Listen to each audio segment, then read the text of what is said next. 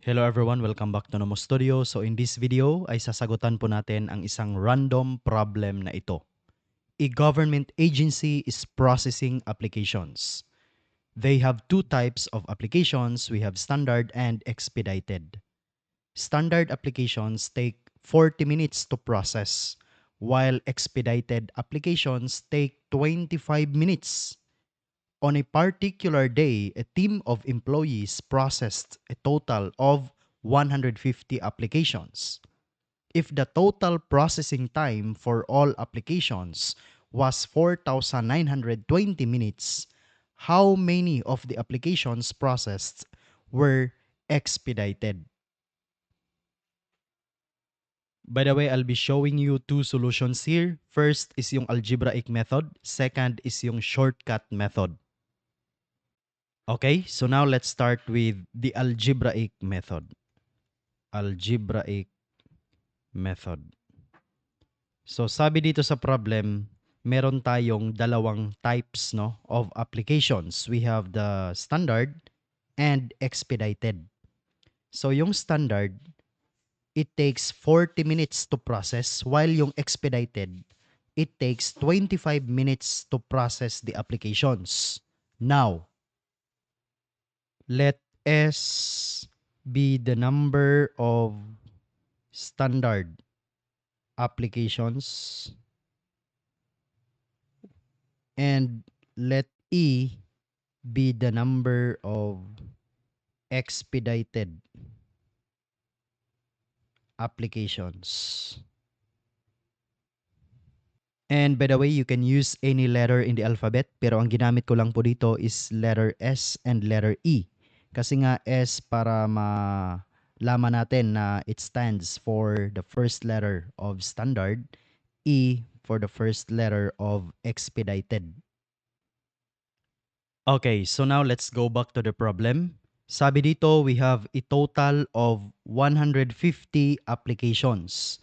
So this simply means we have standard plus expedited equal to 150 applications. So this will be the first equation, and it pertains to the total number of applications. Next, we have 40 minutes to process a standard applications. So it simply means we have 40 times S, while expedited applications take 25 minutes. So we have 25 times E, and that is equal to, again, we have a total processing time of 4,920 minutes. So we have 4,920. So our second equation, it pertains to the total processing time. So now we already have our two equations, so we will use this to solve the problem. By the way, we can derive our first equation. This is our first equation. Again, we have S plus E equal to 150.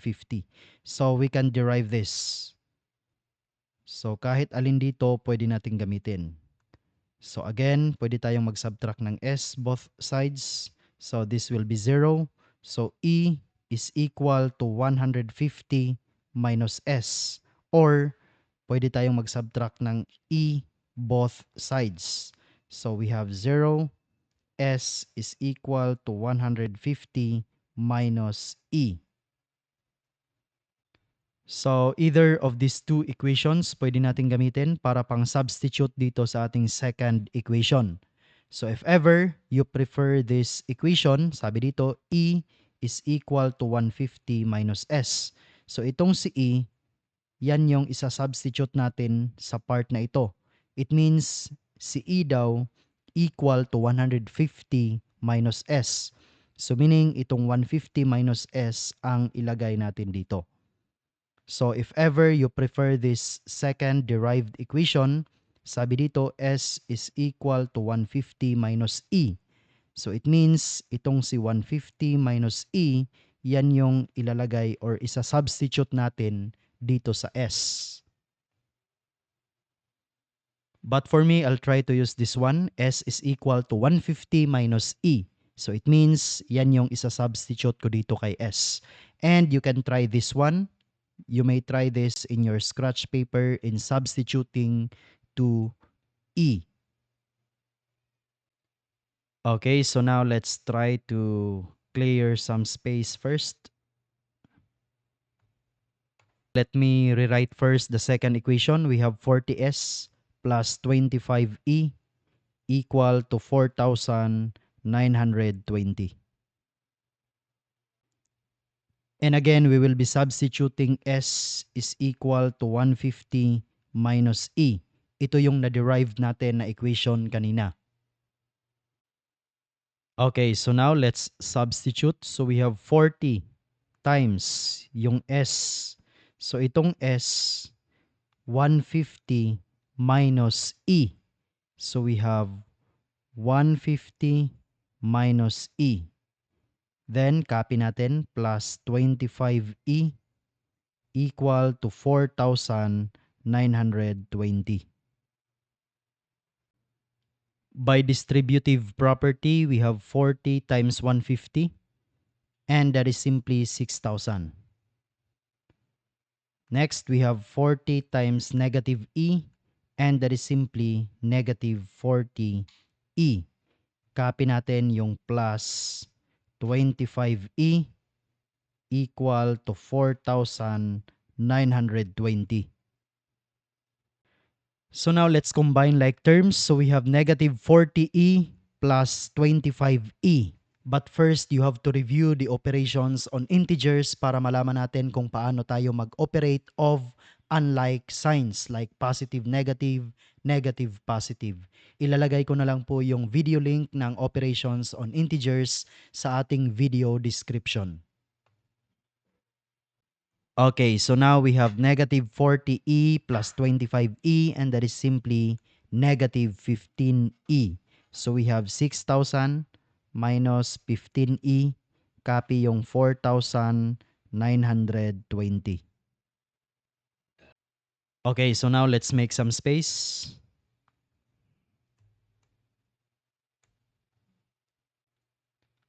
And our goal now is to solve for the value of E. And to do that, we have to isolate E on one side of the equation. It means kailangan ang gagawin natin is ilipat natin siya sa isang side of the equation na siya lang yung matitira. Okay, so now let's add 15E on both sides of the equation. So this will become 0.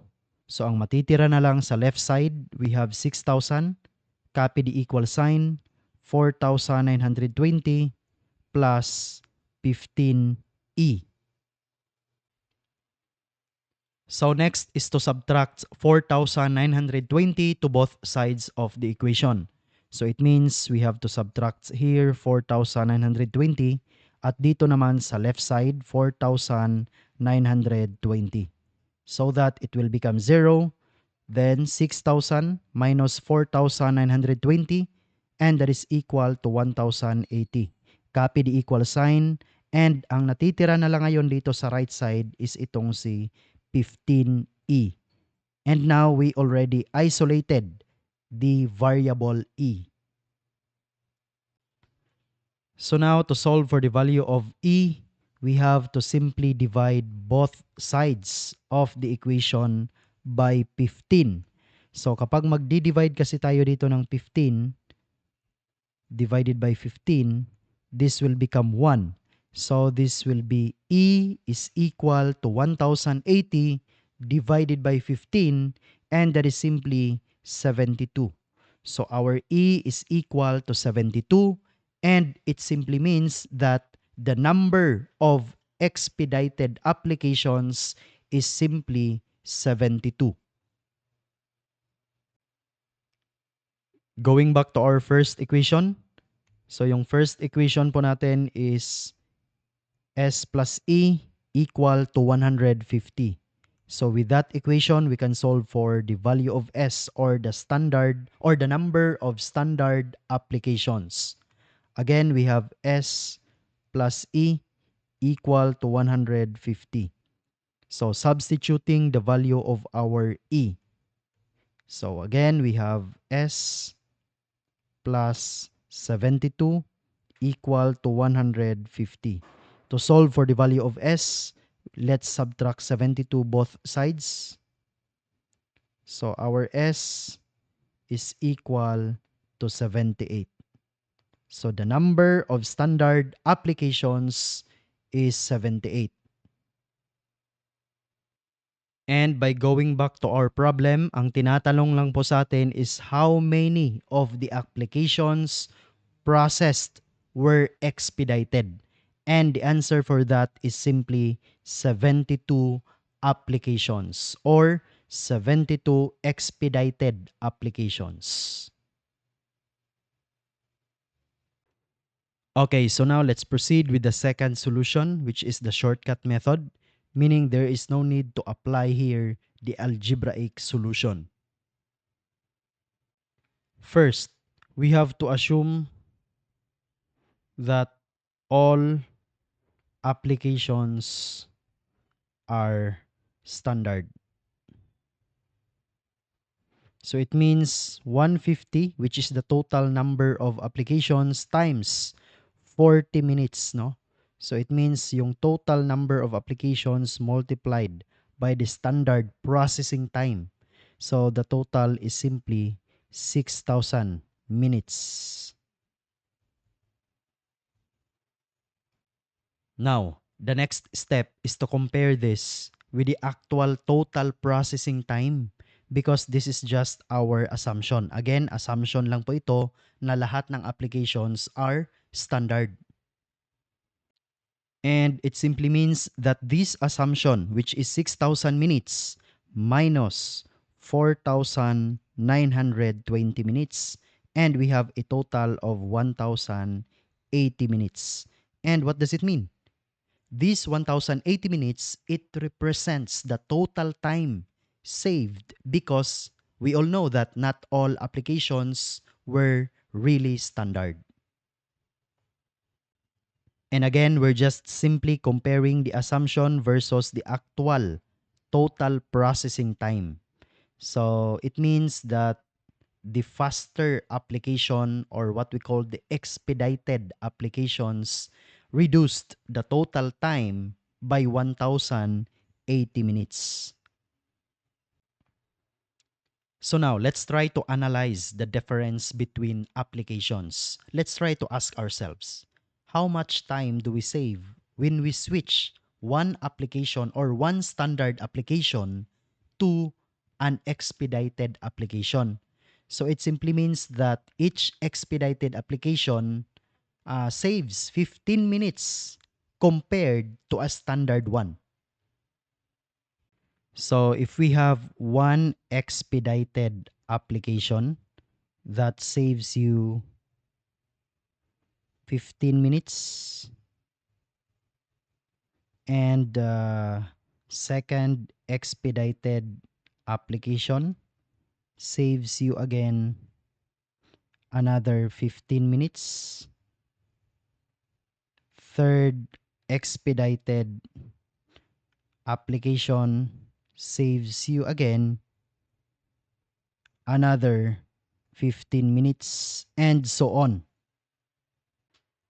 Now, if we try to connect everything, no, to connect all the ideas, as we all know that the total time saved is 1,080 minutes. And each expedited application saves 15 minutes.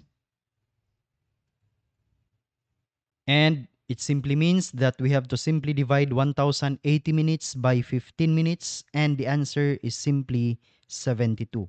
Therefore, the number of expedited applications is 72. And that's all for this video, and I hope you've learned something new today. And if you are new to our channel, don't forget to subscribe, like, and share this video to your friends. Hope to see you next time. Bye for now.